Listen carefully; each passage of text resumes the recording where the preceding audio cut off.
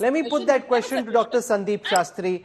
This idea of linking it with delimitation, I heard the Home Minister say, 29 ke baad aayega.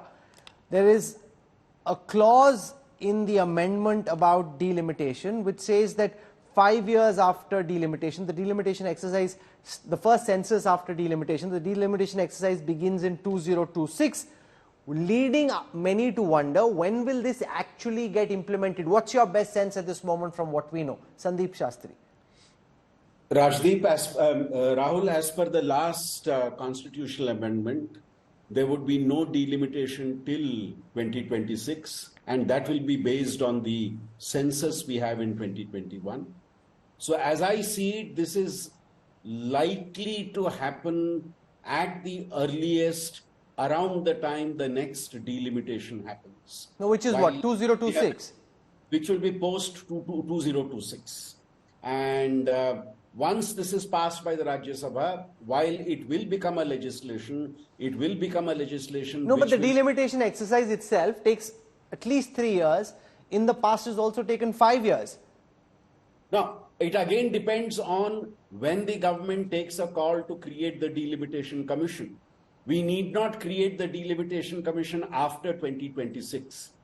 Post 2026, the exercise of undertaking the delimitation can begin, but then it has to begin on the basis of the 2021 census. So once the data of the 2021 but the 2021 census can only now happen realistically after the Lok Sabha elections next year, which is at least June 2024. There is no question of this happening before the next year's Lok Sabha election.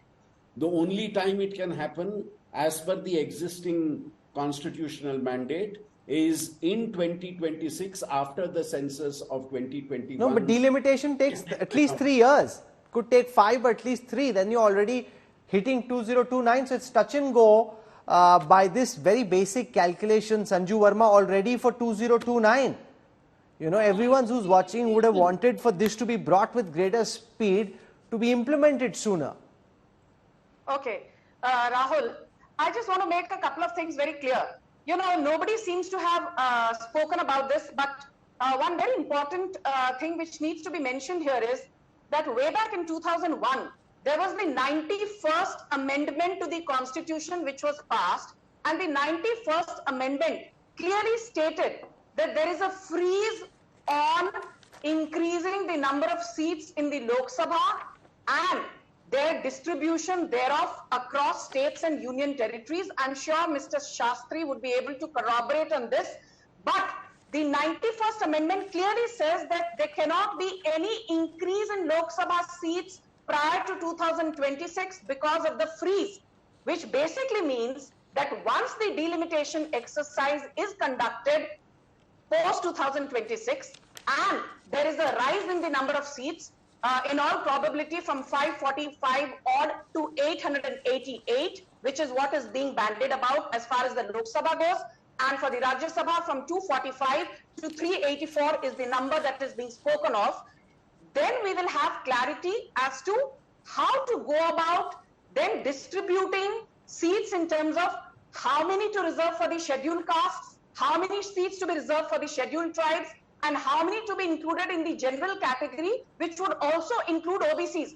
Please note, which nobody seems to be discussing, even the current strength of the Lok Sabha, barring the 2 nominated seats, 543 is based on the Delimitation Commission of 2008's recommendations, wherein 412 seats of the Lok Sabha fall in the general category, 84 seats fall in the scheduled caste category, and 47 fall in the scheduled tribe category, thereby totaling up to a grand total of 543. So my limited point is, without getting into the nuances of, you know, Delimitation Act kab hoga, Delimitation Commission, when will it be set up, when will the census happen, let us not miss the woods for the trees. I just have this to say.